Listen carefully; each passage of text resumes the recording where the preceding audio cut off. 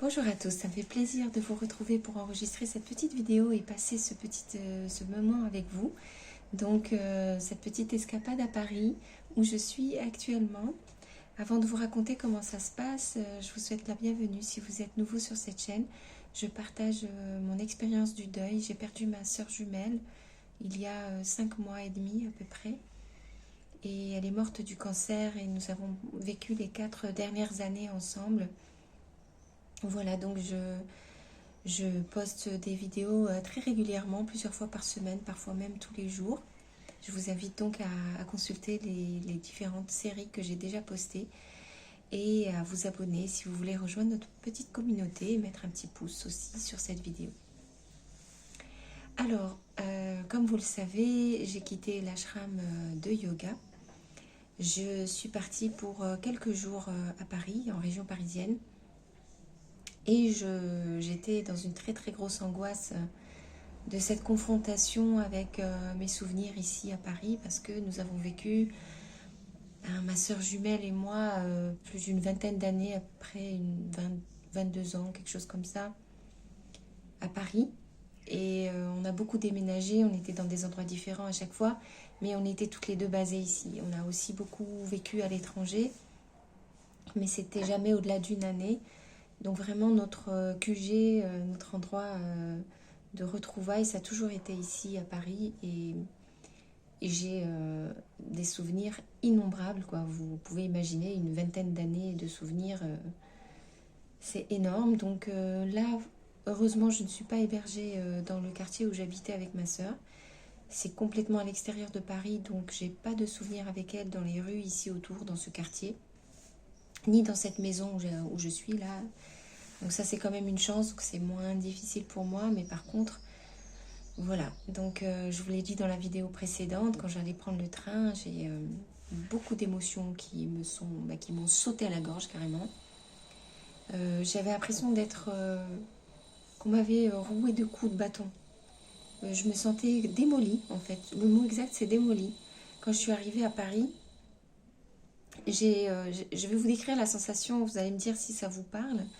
Mais vous savez, quand on a l'impression que de l'extérieur, on est un corps, voilà. Et à l'intérieur, j'ai comme une espèce de cascade qui coule. Je ne sais pas si ça vous fait ça aussi. Cette image, moi, me parle beaucoup parce que j'ai l'impression que derrière, juste derrière, à l'intérieur de moi, j'ai une cascade qui coule très très forte, mais ininterrompue. C'est comme j'allais dire les chutes du Niagara, mais c'est pas ça dans le sens où c'est pas violent, c'est pas puissant, tumultueux, parce que je suis déjà allée visiter les chutes de Niagara, c'est très très impressionnant. Non, là c'est une cascade tranquille qui coule sans s'interrompre, mais une très haute hauteur, voilà, qui fait tout le corps, quoi. Et ça, c'est la peine. Voilà, c'est comme ça que je le décris, c'est que j'ai la sensation d'avoir la peine qui s'écoule, qui s'écoule, qui s'écoule, qui s'écoule et qui s'écoule et qui n'arrête pas. Et donc je suis là, je suis assise, je suis atterrée en fait. Donc j'étais assise sur ma place dans le wagon de train.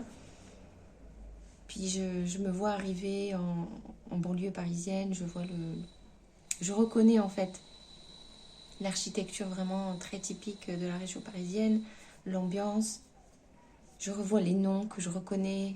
Petit à petit, je me rapproche de station en station et j'ai cette cascade qui se met à couler à l'intérieur de moi, qui ne s'arrête pas. J'ai l'impression que je me rabougris, que je suis de plus en plus petite, de plus en plus menue. Je ne sais pas comment vous dire, je perds de consistance, quoi.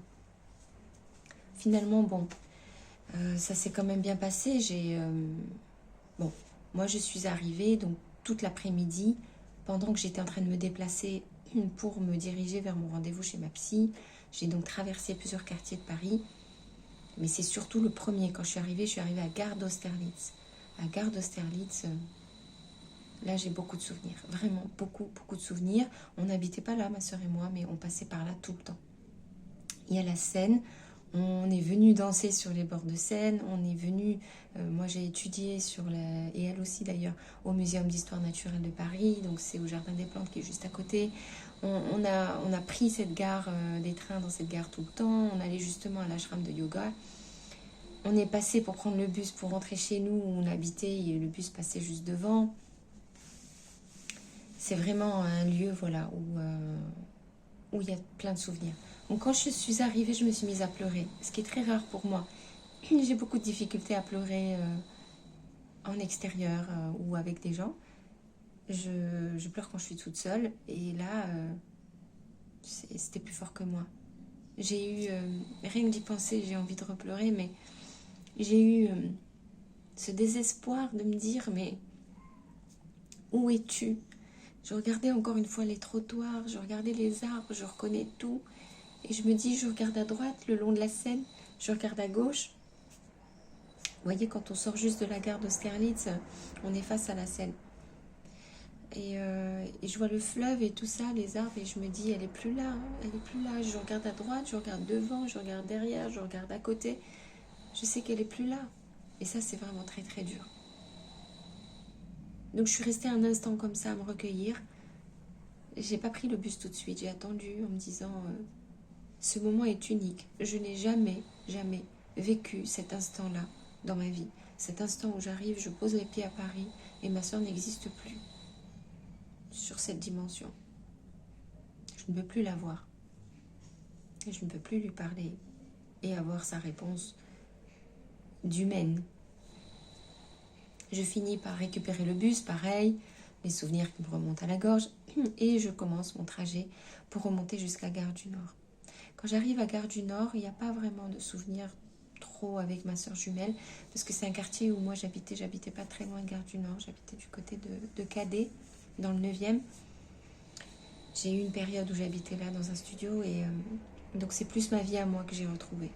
Et donc là, ça a été une deuxième phase dans ma douleur, c'est me rappeler de ma vie quand j'avais encore ma soeur jumelle. Donc j'étais pas là avec elle, mais j'étais en connexion avec elle évidemment tous les jours. Et on faisait tout le temps des allers-retours, mais enfin c'est surtout moi qui partais de mon studio à moi, qui était donc vraiment à côté du métro Cadet. Et j'allais à son studio à elle, qui était à Le Drureau là. Et j'arrêtais pas de faire des allers-retours comme ça. Donc là, quand j'arrive dans cet endroit-là, forcément je revois le passé, mais je me revois moi. Et ça aussi, ça fait mal. C'est se retrouver soi-même. Parce que c'est vrai que pendant ces 4 années, j'ai disparu. En fait, j'ai vécu une vie complètement folle parce que j'ai quitté Paris, on s'est installé en Bretagne.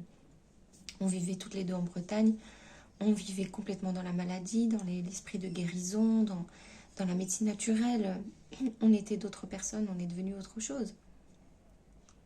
D'autres personnes. Et là, je retrouvais ça, ce qui j'étais. J'allais dire la petite Kenza. Donc non, je suis arrivée à l'âge de 18 ans, 19 ans à Paris, mais c'est la jeune adulte que je revoyais là. Et je me disais, mais elle est où maintenant? Je suis tellement abîmée, je suis tellement fatiguée. Et vous savez, ça me fait du bien de vous le dire à vous, parce que je sais que vous pouvez comprendre. Mais je tiens tellement le coup par rapport à la situation de la vie aujourd'hui devant tout le monde. Il faut que je sois fonctionnelle, il faut que je participe à la vie. Je suis si fatiguée de faire ces efforts. Je suis si fatiguée. En fait, de vivre, c'est fatigant. Et voilà, donc j'ai continué mon chemin et je suis allée à mon rendez-vous chez ma psy que j'ai donc pas revu depuis, je sais pas, 1 an et demi ou quelque chose comme ça, qui était donc dans mon ancien quartier. Et j'ai fondu en larmes avec elle. Mais très vite, j'ai eu besoin de couper. Parce que je ne peux pas. Je ne peux pas laisser les émotions me submerger à ce point. Donc je change d'idée et donc ça coupe le flux des émotions. Donc j'ai quand même pu lui parler. Elle avait un regard tellement compatissant et tellement plein de compréhension et de vraiment d'intelligence. Ben, ça fait du bien parce que on a besoin de ce regard chez les autres. On a besoin de voir que l'autre y voit, qui comprend, qui renvoie en miroir ce que vous avez vous. Je voyais sa tête, ses yeux, et je me disais, mais je suis pas folle, je suis vraiment en train de vivre un truc qui est très dur. Et elle a la gentillesse de me le renvoyer dans les yeux. Ça m'a fait beaucoup de bien de la voir. Et ensuite, j'ai quitté cet endroit-là, et donc j'ai pris le RER pour aller chez ma copine. Donc voilà, là je vous enregistre cette vidéo, je suis chez elle. Et là, pareil, ça a été merveilleux parce que quand je l'ai vue, elle avait un regard que personne n'avait eu jusqu'à présent. Un regard de je comprends. Il faut savoir que elle, dans sa famille, il y a 15 personnes qui sont mortes du cancer. Donc elle n'était pas forcément attachée et très proche de toutes ces 15 personnes, mais il y en a certaines, elle était proche, pas au point de la gémellité là, mais elle m'a regardée avec des yeux, j'ai vu, je comprends. Elle connaissait ma sœur aussi. Ça fait du bien. Vous avez l'impression d'avoir traversé le Pacifique à la nage, d'avoir nagé, d'être crevé, et tout d'un coup vous rencontrez quelqu'un qui vous dit « Je sais ce que tu viens de vivre et ce que tu es en train de vivre. Je vois ce que tu fais, je vois les efforts que tu fais. » Mais cette reconnaissance, mais c'est le Graal, hein. J'avais plus envie de rien dire du tout. J'étais juste éberluée qu'il y ait un être humain sur cette terre qui soit capable de faire ça. Je me sentais tellement seule dans ma vie, là. Je me sens tellement seule à traverser ce que j'ai à faire. J'habite pas avec ma mère, j'habite pas avec ma grande sœur. Mon grand frère est loin. J'ai mes cousines, mais elles sont loin, donc je suis seule. Je suis vraiment seule. Et mon ex-copain m'a quittée quand ma sœur est morte, donc je suis vraiment seule. Entourée de plein de gens bienveillants, bien sûr. Je suis pas seule parce que j'ai choisi de vivre en communauté, justement. Donc voilà, je veux dire, ma situation n'est pas dramatique en soi, parce que je cherche les conditions pour pouvoir éviter de trop souffrir. Mais ce que je veux dire, c'est que moi, je me sens seule. Au fond, je me sens vraiment très très seule face à cette épreuve. Et là, de voir quelqu'un qui te regarde et qui te dit je sais que tu es encore dans le Pacifique, je ne peux pas te sortir de là, tu vas devoir continuer à nager toute seule au milieu de l'océan. Tu es crevée, il n'y a pas de rivage devant toi, il n'y a ni derrière toi, tu ne peux pas retourner en arrière. Et tu vas devant toi, mais il n'y a rien. Il n'y a rien, même si tu décides d'aller vers la droite, il n'y a rien de plus. À gauche, il n'y a rien de plus. Il n'y a rien nulle part. Mais tu dois quand même continuer de nager, t'es crevé. Mais je te vois. Et bien rien que ça, c'est une pilule de jouvence. Voilà. Et ben j'ai déposé mon fardeau comme ça. Déposé mon fardeau. Alors, une partie du fardeau, mais pendant un instant, en tout cas, j'ai ressenti ça, ça m'a fait du bien. Et donc, simplement, voilà. Donc, je suis là, j'ai pu dormir déjà une première nuit. Là, je vous écris, c'est le deuxième jour. Je vous écris, je vous parle. Je suis très, très fatiguée. J'ai beaucoup dormi. Et là, tout d'un coup, je me rends compte qu'il n'y a que ça que j'ai envie de faire. J'ai envie de dormir tout le temps. J'ai envie de me reposer. C'est incroyable, j'aurais jamais pensé ça. Mais là, je ressens l'énorme fatigue que j'ai. Et je suis heureuse de ne pas être à l'ashram en train de travailler. Je n'aurais pas cru ça, mais je suis exténuée, en fait, exténuée. Et là, je me sens dans un cocon, protégée, loin de tout et de tout le monde, que j'ai plus de problème de travail, je n'ai plus de problème de rythme, je n'ai plus rien. J'ai juste du temps pour moi. Je sais pas, c'est un miracle, un miracle. Voilà, c'est un miracle qui me tombe dessus. Et ça m'a permis de prendre de la distance, évidemment, avec mon travail, avec ce que je fais à l'ashram de yoga. Et oui, c'est prendre du recul, en fait. Et aussi, ça m'a fait du bien, parce que, grosso modo, si vous me découvrez pour la première fois, j'ai beaucoup parlé de mon travail en permaculture, donc à l'ashram de yoga. Je suis bénévole là-bas et je me sens rejetée, en gros, on va le dire. J'ai vraiment une blessure de rejet. Et là, d'aller chez une amie à moi, ça fait du bien. J'ai l'impression d'exister. J'ai l'impression que quelqu'un m'aime, que quelqu'un est d'accord pour me voir, qu'il apprécie. On passe un temps formidable toutes les deux là. Vraiment. Et on va voir une autre copine ce soir. Donc ça, ce sont des amis que j'ai vraiment de longue date, qu'on ne se voit pas souvent, mais on reste en contact. Et puis, voilà, ça me fait du bien parce que quelque part, je me sens vieille. Vous voyez, quand je suis à l'ashram, l'équipe avec qui je travaille sont très jeunes. Et il n'y a pas de mal à ça, mais on ne se comprend pas. On n'a pas la même expérience de vie. Il y a un gros... Il y a quelque chose qui ne s'explique pas, c'est l'expérience de vie, c'est tout. Et ça ne me dérange pas d'habitude. Je suis toujours avec des gens plus jeunes que moi. Mais là, il y a quelque chose qui est lourd, parce que là, ils ne s'en rendent pas compte, ils passent à côté. ils passent vraiment à côté de ce qui m'arrive. Et là, de voir une amie à moi qui, malgré tout, qui a 2 ans, je crois, ou 3 ans presque de moins que moi, c'est, oui, 2 ans, je crois. Elle est de mon âge, donc bah, ça me fait du bien. Voilà. Ça me fait du bien aussi, quoi. Donc je suis encore très très chamboulée, puis maintenant c'est l'inverse, j'ai peur de revenir à l'ashram, j'ai peur de repartir là-bas. En même temps, je suis contente parce que quelque part je me dis, c'est bien de travailler, c'est bien d'être occupée. Et puis finalement, si j'arrive à tenir sur cette histoire de permaculture, c'est un autre sujet, il faut que j'y réfléchisse encore, je ne sais pas quoi faire, mais si jamais je reste dans cette équipe de permaculture, même si ça se passe très mal pour moi, l'avantage c'est que j'apprends quelque chose de concret quand même. J'apprends par expérience, hein, pas parce que vraiment on me forme, mais par expérience. Donc c'est pas mal en fait de faire quelque chose comme ça. Il faut que j'arrive moi à être un peu plus heureuse en fait, à moins souffrir du relationnel avec eux. Peut-être à chercher moins de reconnaissance, à abandonner en fait un certain nombre de choses pour trouver plus de paix. Trouver ma place en fait. Donc je vais réfléchir encore là, vous voyez, j'ai encore le week-end pour y réfléchir tranquillement. Je vais réfléchir à tout ça pour savoir un peu quelle attitude mentale je vais adopter. Qu'est-ce que je recherche comme, finalement, comme possibilité de vie sur place. Voilà. Je vous en parlerai, j'espère, si j'ai le temps. Je trouve que j'ai de plus en plus de difficultés en fait à trouver du temps pour enregistrer des vidéos. Parce que je suis beaucoup dans ma tête ou alors dans mes émotions en ce moment. Je suis submergée et puis surtout je suis très très fatiguée. Donc je m'aperçois qu'en fait j'ai vraiment besoin de me reposer et que quand je veux enregistrer une vidéo, il faut vraiment que j'aille dans un endroit où je suis toute seule, où je peux enregistrer. Voilà, je rencontre quelques difficultés à ce niveau-là. C'est vraiment pas parce que je pense pas à vous. Au contraire, j'ai tout le temps envie. Je me dis, ah ben tiens, ça j'aimerais bien le partager.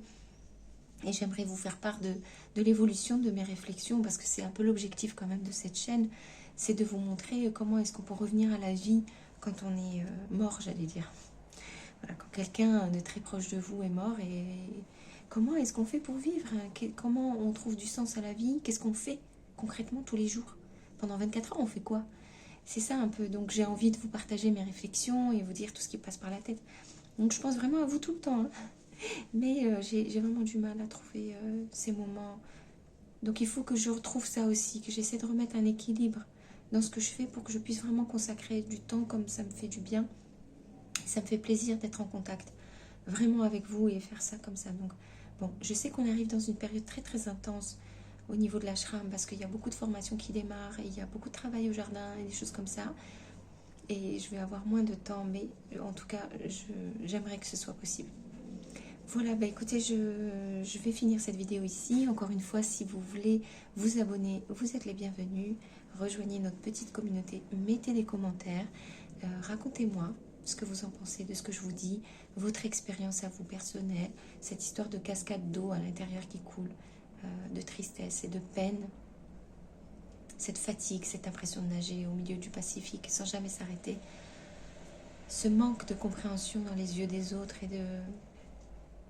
et devoir tenir malgré tout. Enfin voilà, si vous avez envie de me faire des commentaires, vous êtes les bienvenus, ça me fait vraiment plaisir. Encore une fois, si ça vous plaît, mettez un petit pouce sur cette vidéo. Je remarque que vous êtes très très peu nombreux à mettre un pouce sur cette vidéo. Je m'interroge pourquoi. Mais sachez que moi, ça m'aide aussi dans la continuité de ces vidéos. Et je vous dis à très vite pour une prochaine vidéo. Prenez soin de vous. J'essaye de prendre soin de moi aussi.